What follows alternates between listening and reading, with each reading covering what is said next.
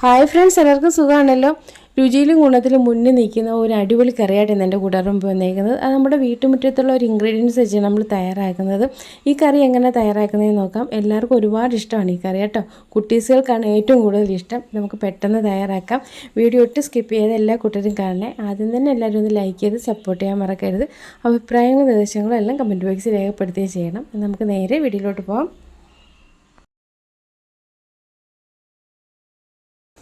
ഞാനിത് ഇവിടെ ഒരു കപ്പ് മുരിങ്ങയില എടുത്തിട്ടുണ്ട്. മുരിങ്ങയിലയുടെ ഗുണങ്ങളൊന്നും എടുത്ത് പറയേണ്ട കാര്യങ്ങളൊന്നും ഇല്ലല്ലോ. തണ്ടൊക്കെ എടുത്ത് കളഞ്ഞിട്ട് എടുത്തതാണേ. നമുക്ക് ഈ മുരിങ്ങയില വെച്ച് നല്ല ടേസ്റ്റി ആയിട്ടൊരു കറി തയ്യാറാക്കാം.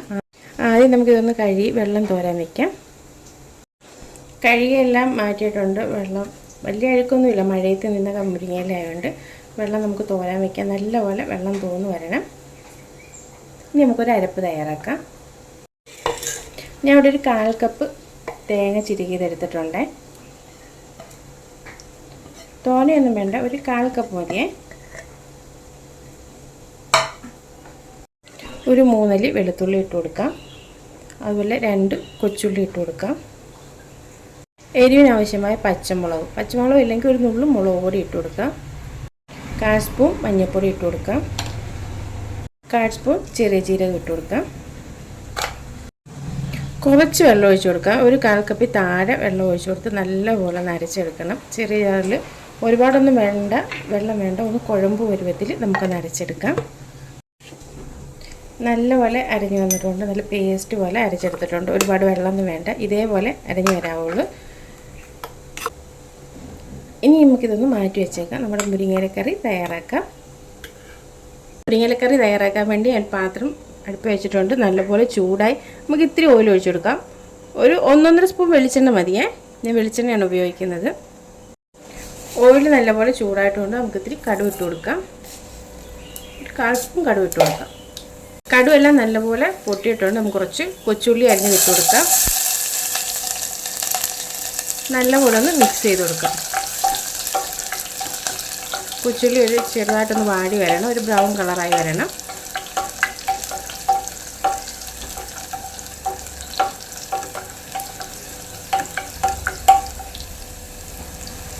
ഇനി നമുക്ക് കുറച്ച് 2-3 വറ്റൽമുളക് കൂടി ഇട്ട് കൊടുക്കാം. വറ്റൽമുളക് കൂടി ഇട്ട് നല്ലപോലെ ഒന്ന് മിക്സ് ചെയ്ത് കൊടുക്കാം. ഇനി നമുക്ക് 2-3 ഇതൾ കറിവേപ്പില ഇട്ട് കൊടുക്കാം. കറിവേപ്പില നിർബന്ധമൊന്നുമില്ല, എന്നാലും മലയാളികൾക്ക് കറിവേപ്പില ഇടാത്ത കറിയില്ലല്ലോ.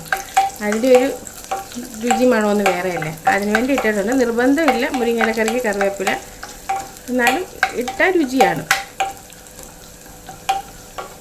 നല്ലോണം ഒന്ന് വാടി വരട്ടെ. കൊച്ചുള്ളിയും കറിവേപ്പിലയും എല്ലാം നല്ലപോലെ മുരിഞ്ഞിട്ടുണ്ട്. ഇനി നമ്മൾ നേരത്തെ വെള്ളം തോരാൻ വെച്ചേക്കുന്ന മുരിങ്ങയിലയില്ലേ, അതിട്ട് കൊടുക്കാം.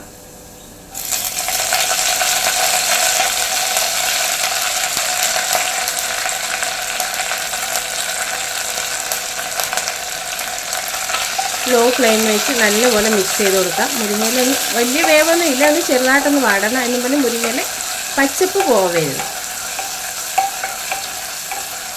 മുരിങ്ങയില പച്ച കളർ പോവാതെ ഇരിക്കുകയും ചെയ്യണം. മുരിങ്ങയില ഉണ്ടെങ്കിൽ ചുരുങ്ങും. അതുകൊണ്ട് മുരിങ്ങയില എത്ര ഇട്ടാലും മുരിങ്ങയിലക്കറിക്ക് കുഴപ്പമില്ല കേട്ടോ.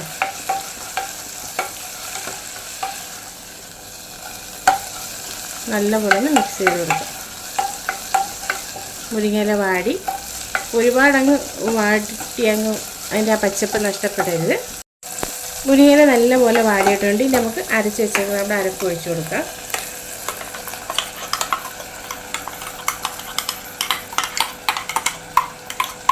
ഒരുപാട് വെള്ളവും നമ്മൾ ചേർത്തിട്ടില്ല.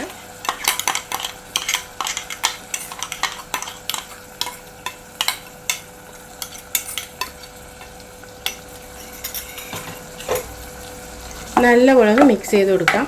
അരപ്പും മുരിങ്ങയിലയും കൂടെ നല്ലപോലെ കിടന്ന് വേവണം.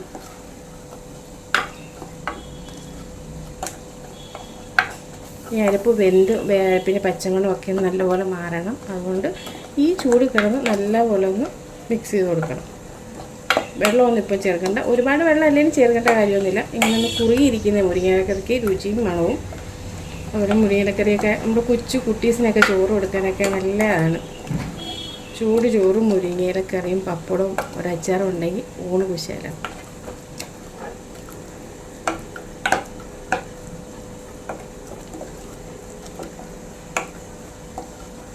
നല്ലപോലെ മിക്സ് ചെയ്ത് കൊടുക്കാം. അരപ്പ് വെന്തെന്ന് തോന്നണം വരെ നമ്മളിങ്ങനെ മിക്സ് ചെയ്ത് കൊടുക്കണം കേട്ടോ. നമ്മൾ തിളപ്പിക്കാൻ പാടില്ല അരവെള്ളം ഒഴിച്ച്. അതുകൊണ്ട് അരപ്പിൻ്റെ പച്ചപ്പൊക്കെ ഒന്ന് മാറി അരപ്പ് നല്ലപോലെ ഒന്ന് വേവണം. മുരിങ്ങയിലെ അരപ്പ് അന്നേരം കിടന്ന് വെന്തോളൂ.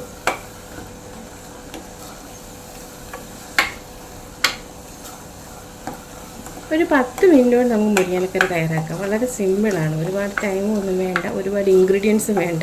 നമ്മൾ വീട്ടിലുള്ള ഇൻഗ്രീഡിയൻസ് മുരിങ്ങയില എല്ലാ വീട്ടിലും ഉണ്ടല്ലോ, എല്ലാ വീട്ടിലും മുരിങ്ങ കാണും.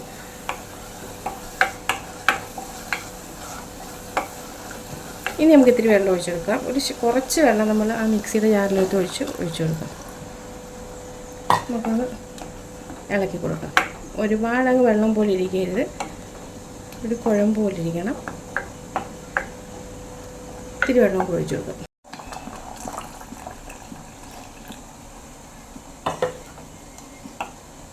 ഇത് മതി, ഒരുപാടൊന്നും ചാറ് വേണ്ട. ഒന്ന് മിക്സ് ചെയ്ത് കൊടുത്തുകൊണ്ടിരിക്കാം. തിളച്ചങ്ങ് പൊങ്ങി പോകരുത്. തിള വരുമ്പോൾ നമുക്ക് ഓഫാക്കാം. നമുക്ക് ഉപ്പിട്ട് കൊടുക്കാം. ഉപ്പൊക്കെ ഓരോരുത്തരുടെ പരുവത്തിന് ഉപ്പിടാം കേട്ടോ. ഞാൻ ഇച്ചിരി ഉപ്പിട്ട്, വേണമെങ്കിൽ രണ്ടാമത് ഇടാം. ഉപ്പിട്ട് നമുക്ക് നല്ലപോലെ മിക്സ് ചെയ്ത് കൊടുക്കാം. അങ്ങനെയാണ് ടേസ്റ്റായിട്ടുള്ള മുരിങ്ങയിലക്കറി ഇവിടെ റെഡി ആയിട്ടുണ്ട്. പിന്നെ തിള വരുന്നുണ്ട്. തിളച്ചങ്ങ് മറിയരുത്, ഇങ്ങനെ തിള വരവേ ആവുള്ളൂ. ഇളക്കി കൊടുത്തുകൊണ്ടേ ഇരിക്കാം.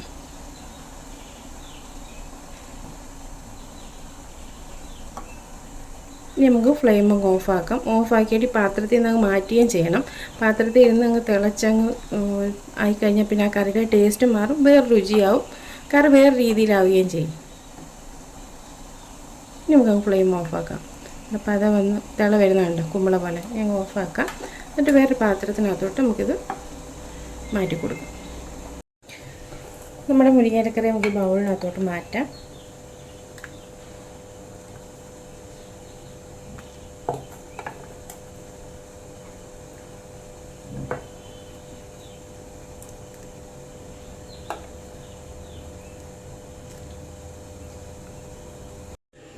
അങ്ങനെ നമ്മുടെ മുരിങ്ങയിലക്കറി ഇവിടെ റെഡി ആയിട്ടുണ്ട് കേട്ടോ. കൊച്ചു കുട്ടികൾക്കൊക്കെ ചോറ് കൊടുക്കാൻ ചൂട് ചോറിൻ്റെ കൂടെ മുരിങ്ങയിലക്കറി നല്ല അടിപൊളിയാണ്.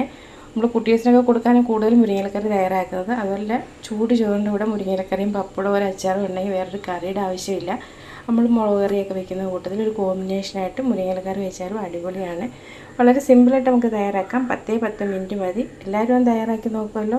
വീഡിയോ ഇഷ്ടപ്പെട്ട എല്ലാവരും ഒന്ന് ലൈക്ക് ചെയ്ത് അഭിപ്രായങ്ങളും നിർദ്ദേശങ്ങളും എല്ലാം കമൻറ്റ് ബോക്സിൽ രേഖപ്പെടുത്താൻ മറക്കരുത്. എല്ലാവരും ഒന്ന് ട്രൈ ചെയ്ത് നോക്കണം കേട്ടോ. യൂസ്ഫുള്ളായ വീഡിയോ എന്ന് തോന്നുമെങ്കിൽ ഫ്രണ്ട്സിനും റിലേറ്റീവ്സിനും ഒക്കെ ഒന്ന് ഷെയർ ചെയ്ത് സപ്പോർട്ട് ചെയ്യാൻ മറക്കരുത്. സബ്സ്ക്രൈബ് ചെയ്ത് കാണുന്ന ആരെങ്കിലുമൊക്കെ ഉണ്ടെങ്കിൽ ഒന്ന് സബ്സ്ക്രൈബ് ചെയ്ത് സപ്പോർട്ട് ചെയ്യാൻ മറക്കരുത്. കൂടെയുള്ള കുഞ്ഞ് ബെൽ ബട്ടൺ എനേബിൾ ചെയ്താലും ഞാൻ ഇടുന്ന വീഡിയോസിനൊക്കെ നോട്ടിഫിക്കേഷൻ നിങ്ങൾക്ക് കിട്ടത്തുള്ളൂ. ഇനി നല്ലൊരു വീഡിയോ ആയിട്ട് നമുക്ക് നാളെ കാണാം. അതുവരെ താങ്ക് യു.